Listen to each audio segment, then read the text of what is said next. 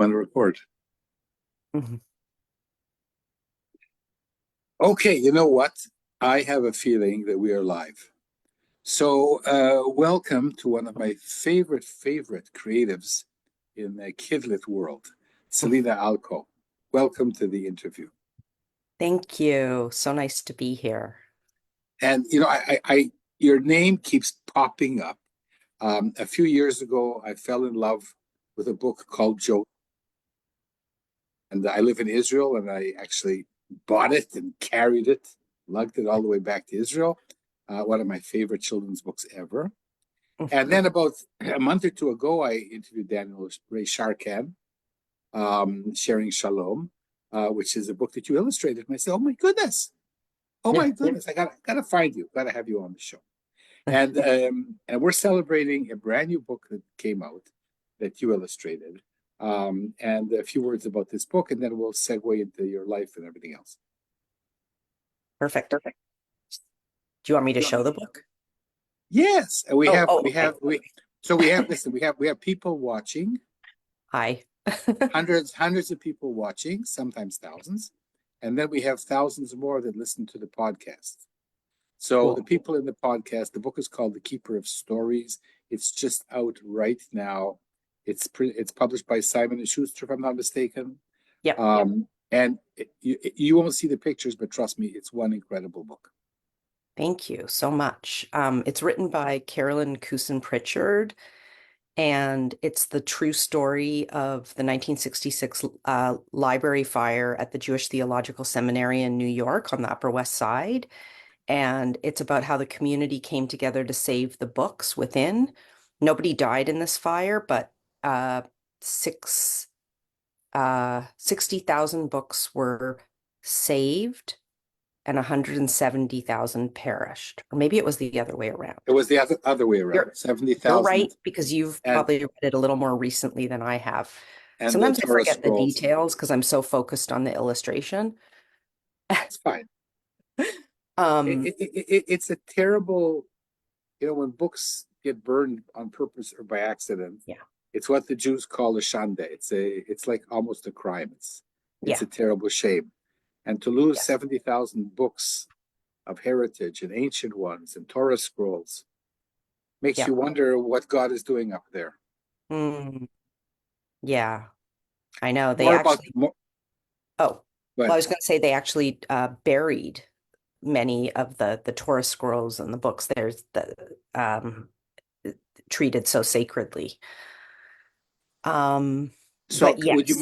would you mind showing some of your splendid spreads to Oh, the okay, audience who can see? sure. So the book starts, on the in the neighborhood on the Upper West Side. And I love to do collage and mixed media art. So, and I really especially love doing buildings and all the little details. So that's where it starts. And then, there's the fire and I worker. I I love the next page with the flames. Thank you.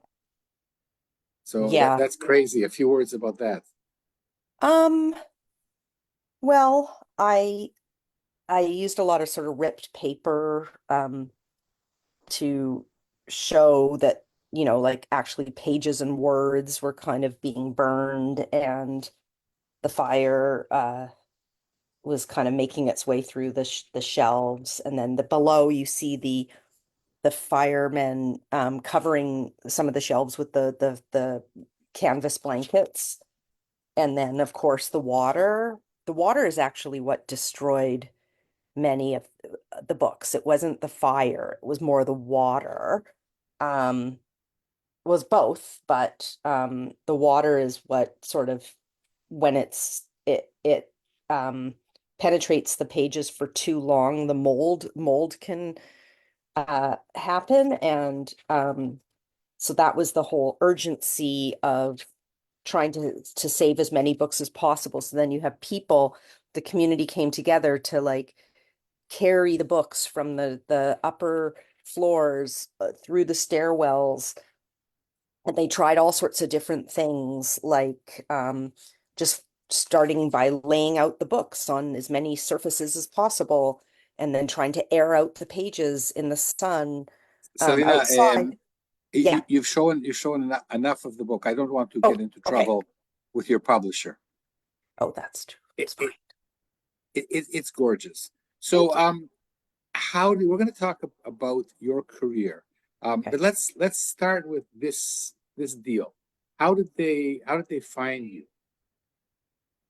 Um, Probably because I have enough books that are already out there and I have a presence. I have a website and an Instagram. I think that's my biggest place where people find me is Instagram. Um, and maybe because I've lately been known, I've always done books with sort of social justice themes, but I've become a little bit more empowered in my own sort of Jewish identity. So I think a few years ago I did a book called um oh gosh, what was it called? About the Kinder transport, Stars of the Yes, Night. This one, Stars of the Night. And it garnered enough attention and and whatnot, awards. awards and things like that. So I think that then people started to notice me for their Jewish stories too. Um, so I think that that's why the keeper of sharing shalom, the keeper of stories, and so on. Um, So who represents you? Marietta Zacher from Galt and Zacher Agency.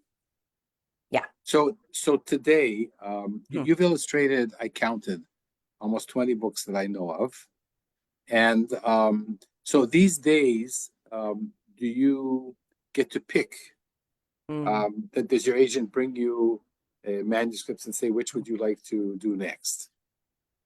I mean, I sort of feel like I'm finally at the point where I can pick a little bit. I say no somewhat rarely because I also feel like I don't know, I'm a naturally curious person, and if a story even mildly interests me, I try to find something in it to enjoy. And I don't get millions of offers. Like I get a handful a year, like a handful, like maybe three to five or something. So, I'm not saying no to everything. Yeah, I don't know. I don't know if that even answered your Okay, question. but it Oh, takes you but just looking. I mean, I'm not an artist, but right. your style is so intricate. Hmm. It must take a long time to Yes, and illustrate these books. that's true. But everything takes time. Like if the way I think about it is if I had a 9 to 5 job somewhere, I'd be putting in those 8 hours a day somewhere else. So why not put it into making art and do the thing that I love? Yeah. I couldn't be more with you. Yeah. So what do you want to talk about first? Your young life for Joni. Let's start with your young life because I'm guessing that Okay. your love for Joni Anderson Mitchell Mhm. also has some parallel with your life, and Mm. I want to know what the parallels are. You're a Ah, very Jewish person. Joni's not a Jewish person, right. but you have so many things that appear to be in common from your picture book. Right. So, how Yeah. did you grow up, Selina Alko, with such an interesting name in the west of Canada? Yeah, I mean, similar to Joni, I was sort of this oddball kid who was artistic. And Joni was, grew up in a much more rural part of Saskatchewan. I was in a city, Vancouver, but it still felt to me a little unusual to be Jewish. I mean, and my father, I was part Sephardic, part Ashkenazi. My father coming from Turkey, and he as an immigrant, so he was, he spoke 7 languages. Where He where where in Turkey? Istanbul. Okay. Yeah. He did the army and then he immigrated. So he was a real new to the country and uh you know always he brought many things from his culture to our home, like his love of food.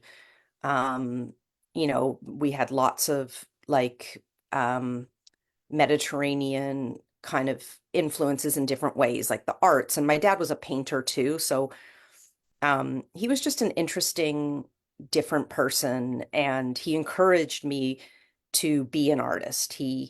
Um, and also he had a brother who lived who immigrated to New York, um, to the States. So we had family here and visited throughout my childhood. So I knew New York was a place and a good place to pursue art.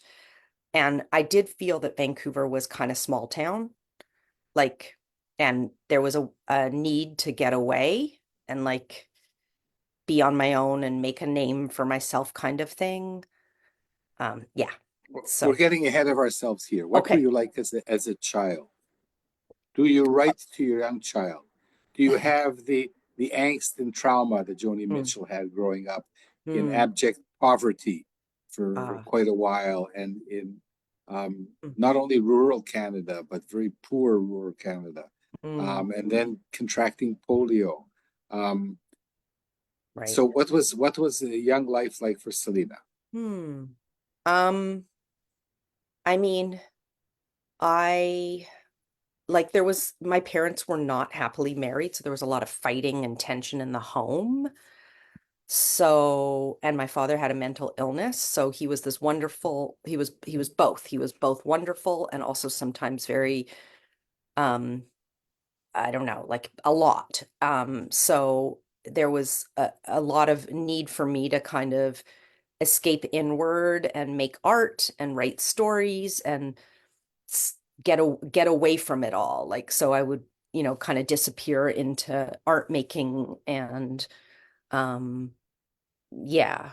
And I went to a summer camp on an island in British Columbia every summer, a Jewish summer camp. We kind of bonded over this earlier, Habonim Dror. And that was also like very, very formative in my growing up years, the getting away and being on an island. And I did a lot of mural painting at camp. And I became even more empowered to pursue art. So like Joni, somebody allowed you to paint a wall. Exactly, exactly. Yeah, that Okay. freedom. And so like growing up, you knew that you had this gift and that you wanted to be an artist of some kind. Were you Mhm. also a musician? No, not at all. In fact, I was one of those kids in the school musical where the teacher had to tap my shoulder to tell me to mouth the words. That's how tone deaf I'm not, but I am a music appreciator. Oh, that's my son telling me to close the door. Can you just hold on one second? I'm in an A- interview right now, honey. Okay. Absolutely. I'm going to sing in the meantime in Turkish. No, I'm not. Okay, you're back. So Yep. and then was high school formative, university, what? Oh, I hated high school. So if any of my That's high that's school people, formative. that's very formative. I could not stand it. I didn't find my people. I I was unhappy at home. I just was pretty miserable. It's pretty miserable.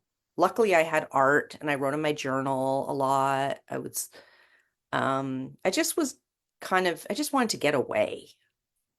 I just wanted like my life to begin. I felt like I was biding time or something, if that makes sense. Listen, when I bought your book about Joni Mitchell, I didn't realize that you were Jewish and that we were in the same Zionist movement as kids and so on. And you came to Israel. I didn't know that either. We're on a kibbutz. We're at my university, Tel Aviv University. How about that? When did you start to study art, to draw, to become a Mm. professional? How did that work for you? I did some art in high school, of course, and I always I took painting classes, and I did art with my father, who taught art at night. Sometimes he had many different gigs, but then at university, I went to the University of British Columbia in Vancouver, and I studied art history. But it during that degree, I did take some studio art classes, and that's when I did my junior year abroad at Tel Aviv University. So I was always very art focused, even if I didn't actually pursue illustration until after my degree in art history. Then I moved to New York, and went to the School of Visual Arts, where I discovered illustration was an actual thing. It was a major, it was a thing I could actually potentially maybe make a living doing. So it took 5 years. And how do you break in? Oh, For writers, it could take 5 or 10 or 20 years or never to break right. in as an author. How do you break in as an primarily an illustrator? Um, well, back then, so this was the 90s. Um, it was like the dawn of the internet. I remember I first, I did purchase my website, and you started to put your images up on these group sites. Back then we had it was called the iSpot, the Illustrator spot. And you also like would sometimes buy an advertisement in a one of those big directories. I didn't have an agent yet, but I had a critique group, and we would share. I would go to conferences. I joined SCBWI, of course, and went to conferences and met other people. And, it was a hustle. I had a really great mentor in art school named Lisa DeSimone, and she was a successful children's book illustrator, and she was very generous. She actually gave me some names of her editors and art directors when I first graduated. So I contacted them. I set up meetings. I took my portfolio around. I hustled And in for those days, hustling was both early internet and on foot. exactly. There was more on foot than internet. The But internet was Selena, very, yeah. you are about the 170th wonderful kidlit professional that I've interviewed, and I think that there's something that separates the people who eventually become professionals, and Mm, that is that at some stage in their career they realize that they don't know enough, that they're not good enough, that they have to learn. And mhm, that's when they join SCBWI and critique mm, groups. mhm, And there are those people out there, and I was one of those for 60 plus years, who thought that I knew it all, who thought that, mm, writing a children's book, I guess maybe illustrating, if I were an illustrator, is just taking, watercolors or pens or whatever onto paper. mhm, So how did this happen to you? This realizing, hey, I want to mm. illustrate, but to do that, I have to learn. Yeah.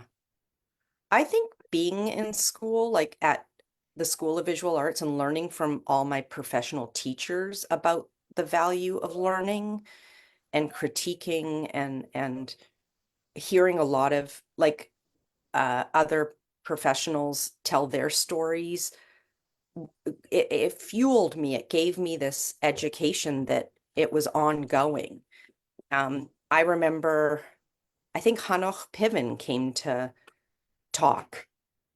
Is he a Oh, friend one of of my yours? favorite people in the world. I know. I love him. I love him. You know what? My cat, now I'm so sorry. I have to open the Yeah. door. I have to keep doing this. Okay. Go. It's driving me nuts. Um, yeah, no, I love Hanoch. Uh, he spoke and was inspiring. Steve Broadner. Um, who else? Like big people. I remember hearing them and their stories, and then there were a lot of years where it was hard, for sure, right? And then so it's I don't know, it's a balance between just having that inner belief and then just continuing to push and grow and explore. And yeah, And lots of rejections along the way. lots, so many, And tons. when did you get the yes? Tell us about the yes. Oh, Or yes. what my friend Jeff Pulver calls your 10 minutes. Hmm. I would say I think it was when my first book that got into the Society of Illustrators original art show was my subway ride. Do you know that book of mine? And uh to me that was a yes because it was a small publisher that didn't pay very much but gave me a lot of freedom, and so I was able to like really explore with the art. And um like I really got into doing like my mixed media stuff. I cut up the subway map and I used it in the art. And so when that book got into the show, that's actually where I got my first agent. Okay. Um, I was with Rebecca Sherman from Writer's Ah, House okay. for, All right. yeah, for 9 years. And she was great. And actually, she encouraged me to write and illustrate. She said, "Oh, I see you're an illustrator. Well, Your work is, okay. So you what's like." that? So Yeah. we're going to get there in a moment. So, Okay. so your first book was the Subway book, and then, but it also led to another one or two. You had a series. Yeah, there was my taxi ride.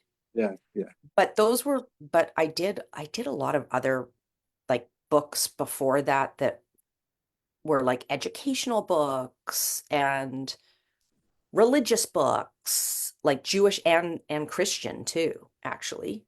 When did you feel that it happened for you? You got the agent, you got your Mm. first deal with a big publisher. What?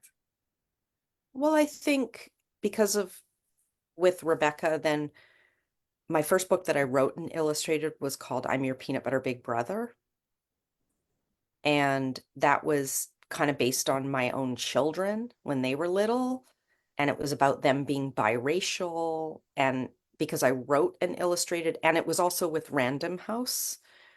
And they gave me, my editor at the time, a 2 book deal. And I hadn't even written the second book yet. But then that turned into a project that I was quite passionate about called Everyday Dress Up. And then I ended up doing a third book, which was Daddy Christmas and Hanukkah Mama. Yeah. So that was kind of that was big for me. Well, with the same editor at Random House? Yes. Yes, the And who same is that? Erin Clark. She's amazing. She's the editor of the book Wonder and the book Thief. Yeah, she's amazing. She's actually not, she's now with I think HarperCollins. But we did those 3 books and then things kind of moved on. I ended up now I work primarily with Christy Ottaviano. I did B is for Brooklyn, I is for Immigrants, and I'm doing this the Judy Blume book with, which is my next project. You're allowed to talk about it. Yeah, I am. So we'll talk about it in a few minutes because Okay, now okay, I've wanted to know this. So okay. you have a career in illustration. You have Yeah, wonderful. I mean, I'm not a maven, but I love your illustrations. thank you. It reminds me of several people that I'll tell you later because I might say it now and make a fool of myself. Um, but I love it. And then there's the question of writing. And Hmm. we both know that for people breaking into the field, Hmm. if you are a writer and an illustrator, it's easier to get an agent, a book deal, and so on. But you don't already establish yourself Mm. as a professional illustrator. And how did the writing start, come to be, um, and take its rightful place in your career, or not yet rightful? The question is how? You answer whatever you Oh, want.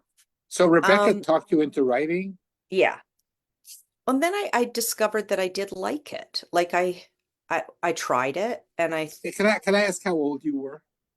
um I must have been about I want to say I was about 40.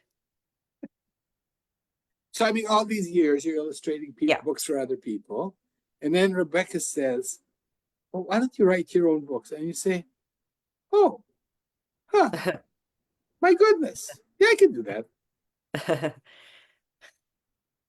Well, it's funny because now when I go visit schools and I talk to children, part of my story is that I always say that I've always been a writer because I remember back to when I was young and I wrote my journals and I was really into storytelling and my dad was a storyteller. So I think that I always had stories in me. Like I love stories.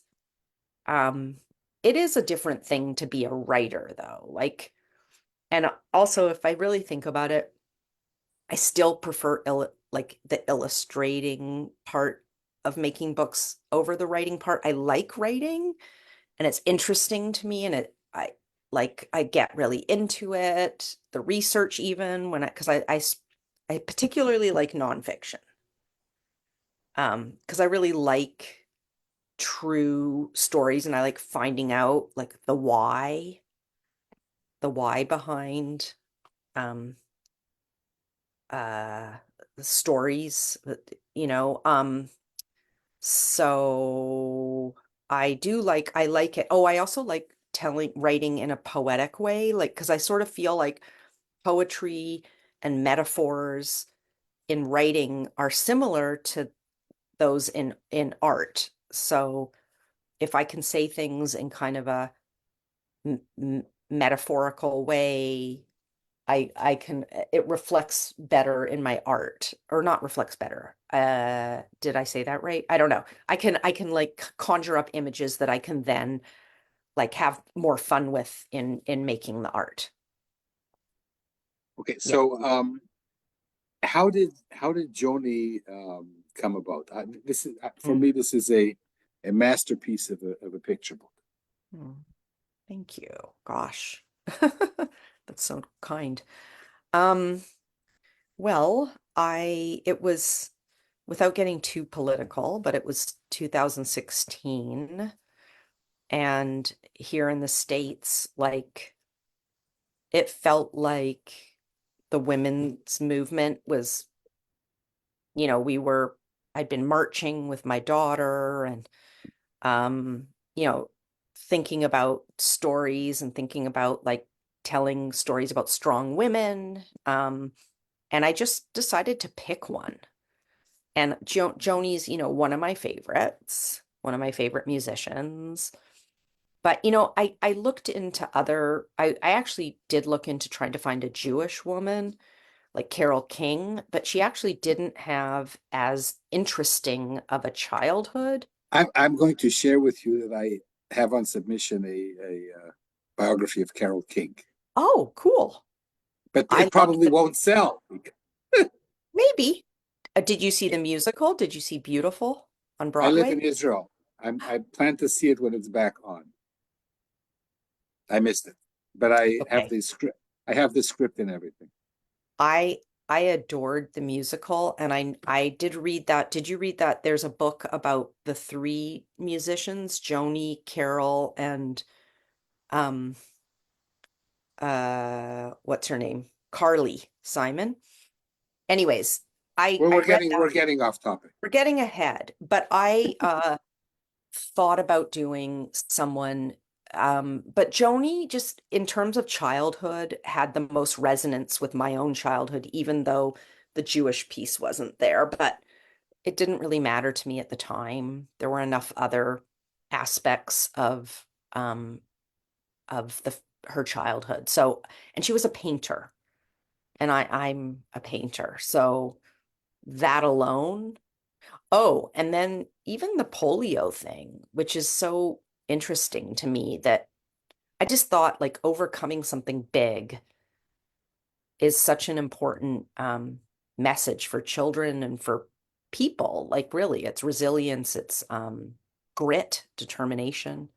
Yeah, her in the hospital bed where family, she was, you know, alone for a long. This reminds me of Mhm. Madeline in bed Mm, with her appendix. yeah, I don't yeah. know whether you meant but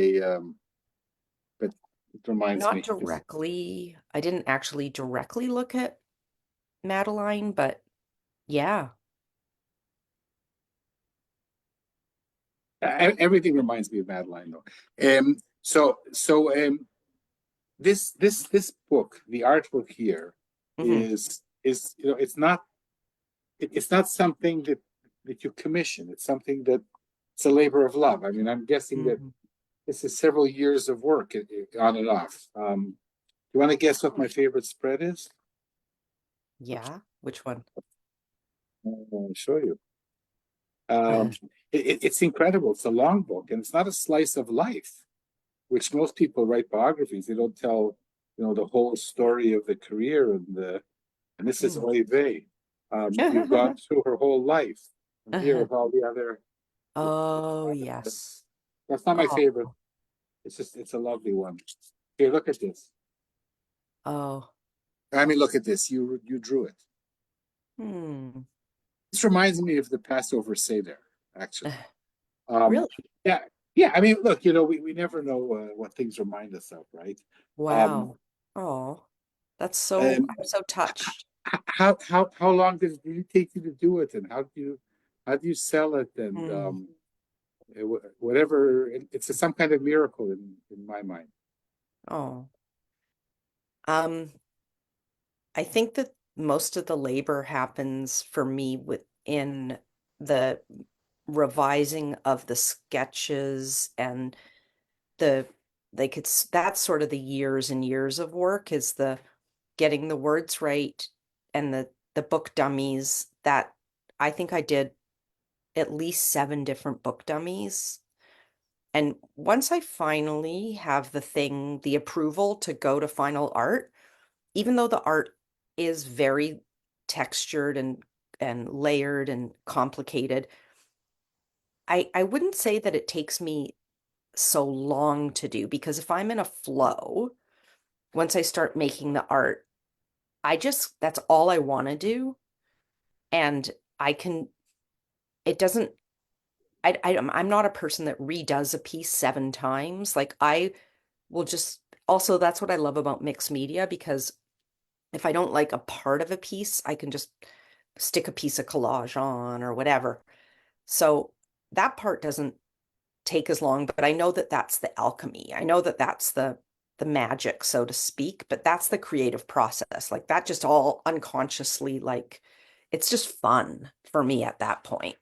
You remind me of Richard Rogers, who wrote the famous and Hammerstein, and he was once asked in a deriding way, why can he write a song in 15 minutes? Where's the genius? And he said something like, I'm paraphrasing, that it's like the 20 years that came before the 15 minutes. Yeah, exactly. It gets easier and easier is part of the thing lately I've been feeling. Not easier, but it flows more. It just, yeah, I like how you said it. So let's now move on to Judy Blume. Okay. Tell us what you can. Uh-huh. This is my When is it? passion project. When is it It's coming out? in 1 year Mhm. because I'm finalizing the art right now. I'm literally in the final I've finished the art. I have to do the cover. And I'm waiting for approval on that, so I should be delivering the art like next week sometime. But it's also been years and years in the making and it's so basically it is Judy Blume's childhood. It's not as long and it's not as extensive as the Joni book in terms of her adult life. It's more all the things that happened in her suburban New Jersey family and the things that kind of fueled her creativity. And it's told in a series of poems, which my editor suggested, and I actually really ended up enjoying. There are different kinds of poems. There's a haiku, there's a limerick, there are lots of free verse. There's an acrostic poem. There's, all different kinds of poems. Um, but it's really, Judy Blume was my absolute favorite author growing up. My favorite book in the world was starring Sally J. Freeman as herself, which is and Judy, she was Jewish, and their family used to they used to listen to World War II on the radio at night. And Judy is the exact same age as my mother. So there's just some interesting parallels. But, and um, Judy, she was the oldest. She had a younger brother. No, sorry. She was the youngest. Her brother was older. He was a troublemaker. She was kind of like Little Miss Perfect. But then she had this like creativity, and I it just oh, the other thing that's so exciting about this project for me is that I've been in touch with Judy Blume, and she's on board, and she's helped give me some special stories that I've been able to weave into the project. So that's been really exciting. That's incredible. Who's publishing it, and when can I It, have you back on the show? it's with Little Brown. And it's my editor's Christy Ottaviano, and I hope it's going to be out in 1 year from now. We We're don't going have to an make it. exact. We're going to make a tentative date to Okay. meet again. Really? Do you Yeah. have repeat guests? I have select repeat guests. Yes. Ah, okay. I would I'm be not going to honored. mention. I'm not going to mention names, but it does happen because you see, the interviews are about 40, 45 minutes long, and with you, we've gone 40 minutes, and I'm still having so much fun. Um, now is the time, Selina, to share with aspiring authors and artists. Before we do that, Okay. so what I'm thinking is, okay, it could take you maybe a half a year or a year, I don't know what, to come up with the right dummy, get approval, I don't know, what the schedule is for artwork, and then you get into your zone, and within a month or two, you send it off. No, not a month or two, like at least 3 months, Ah, okay, 3 months. Okay, like yeah, 3 to 5 months. Okay. yeah, but when you're, I'm going to say something and then I'm going to correct myself. Okay. Um, if you are an author and you have an idea for a story, Mm-hmm. if it's fiction, Mm-hmm. okay, it takes you an hour to write the first draft, maybe. It could No. take you. Okay. Maybe, I write, maybe. I write fiction. I can write a story Okay. in an hour. The Okay. question is then afterwards, how many dozens of times you have to revise it. Right. And most stories do take years and years. But are you writing stories now alongside Ah, your artwork? Um, because I really think you should be. thank you.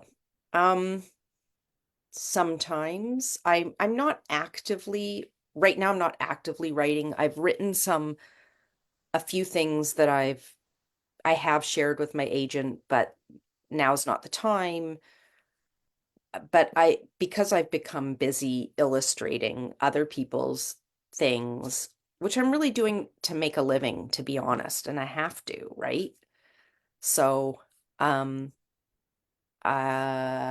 yeah, and the Judy Blume project just took so much out of me for years, I'm telling you. It wasn't just, for me, it takes a long time because there's a lot of research with the writing.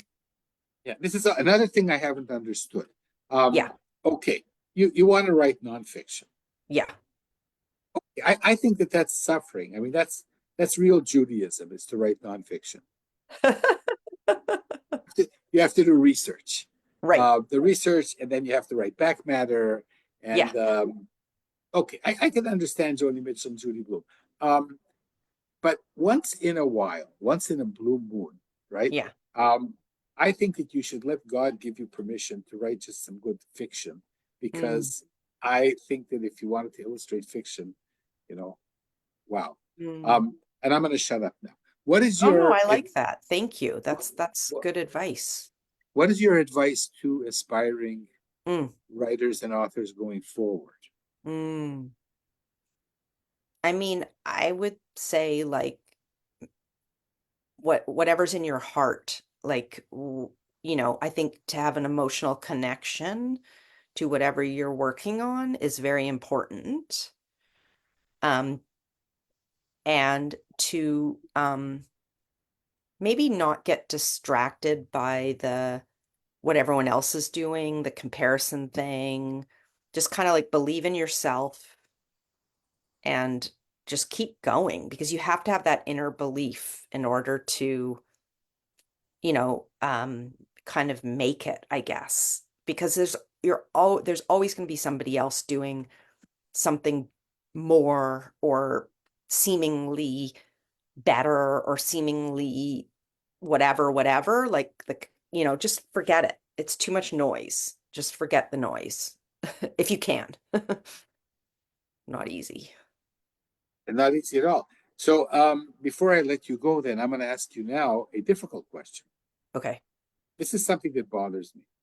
Mm, When I go into a store and I look at picture books, just look at the picture book. mhm, Sometimes I get the feeling that the illustrator was a hired gun. mm, Sometimes I get the feeling that the illustrator feels as if he or she wrote the book. That is good. Then I like the book. mm. I feel that the kishkas of the illustrator is in the story. Mm. Um, is there anything here, or am I just, imagining things? What do you mean by hired gun? Like phoning it in? No, that you're an illustrator, and Yeah. you need to work, and somebody comes Yeah. up to you for a story, and you don't Oh, really oh, the take heart's not in ownership. it. Yes, Right. I mean, I'm sure that happens all the time because, well, let's be honest. I mean, honestly, there's not a lot of money in children's books. So I think, and there's only so much time people have too. So I think that illustrators probably are kind of phoning it in some of the time, or I don't want to say a lot of the time, but um, and also, by the way, I think a lot of illustrators are working digitally and you can and I am not I don't work digitally at all. Like I sometimes it can be done beautifully, but often it does look kind of um I don't know, like soulless or something like that. Um I can tell myself. So I know what you're saying. I know exactly what you're saying and I see it happening and I listen, lots and lots of books are being published every year. Only a few do rise up, right? Like, so how does one stand out? How does one do that work that comes from the heart? I think, and I don't know that a person can do it every single time either. You can try. Um, I don't know. Am I answering your question? well, you are in a big way. Oh, Is there anything? Yeah, because this mm, is. I think that this is a big issue of picture books, hmm, because the writing, as a writer, I know that the writing is like a scaffold hmm, for the artwork.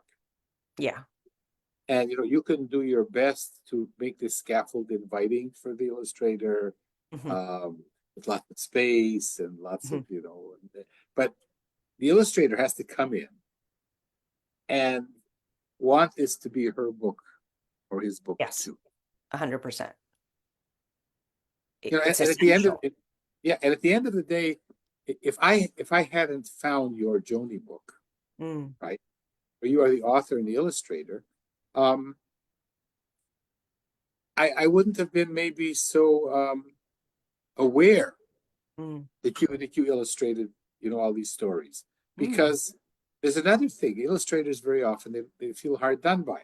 The book is by, and then it's Oh, illustrated by. You know what I mean?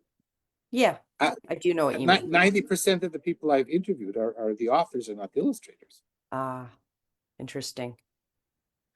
So some of the Yeah, illustrators feel hard done by. They say, the book, I know that the books are more illustrated than author. I'm willing to admit that. yeah. Um, but Well, we're then not always, it's the yeah, illustrator's job to then make it more about the illustration. If they want the attention or the credit, there are illustrator only awards out there and things like that. So you can, I don't know, yeah, it's up to the illustrator to take more ownership, to get themselves out there and hustle and call it their own book. Like, I don't think it, I understand. I understand both perspectives, but yeah, okay, I but really appreciate these questions. yeah, Hmm? when you say, I have to Mhm. take work, okay, Yeah. but are you going to take a project where Mm. you cannot take emotional ownership? I will try not to do that. I did that in the very beginning, and I just don't want to do that anymore. Like I'll find something in the project to connect with and Exactly. become and make it, as emotionally relevant as possible because and I don't think it's that hard to do I unless I don't think absolutely I'm not an yeah. illustrator, but this is Uh what I would pray for. If yeah, I had any ability, I would say, there's that song, if you can't be with the one you love, then love the one love the you're one you're with. with. So it's exactly what you're That's saying. true. Good Find point. your love in the story Yeah. you're about to illustrate. Exactly. Exactly. Kids are always asking me, "Oh, which is your favorite book?" I'm like, I said, I can't choose. They're all my children. That's a good thing, and they are beautiful children. Thank you. Um, and it's been a real pleasure and honor to interview you. And we're celebrating Now Show Your Book, the one that's coming out.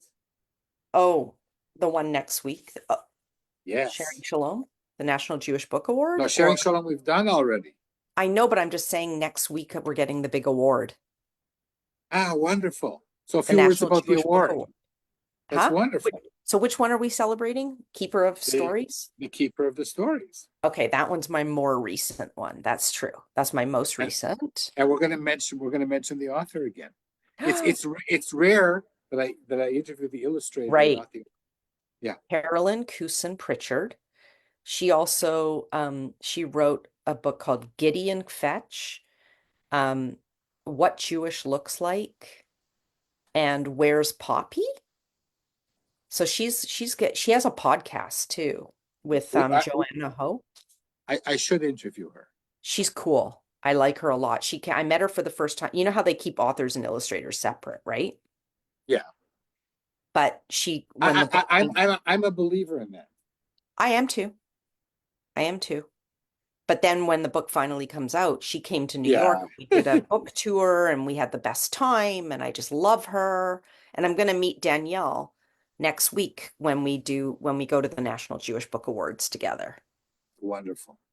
Thank you. Give her my best. So I will. Mazel tov on that award. Thank you. And it's been wonderful having you on the Yeah. interview. I was so excited I forgot to say who I am. Oh, Um, so hi everybody, I'm Mel Rosenberg, and I am the host of the children's literature channel, the New Books Network. In case you didn't know, and I've spent the last 50 minutes with the wonderful author illustrator Selina Alko. thank So you. Selina, we're going to say goodbye to everybody else. We're going to go out and come back and Okay. share a few thoughts. And it's been wonderful having you. Thanks so much. Thank you so much. Bye.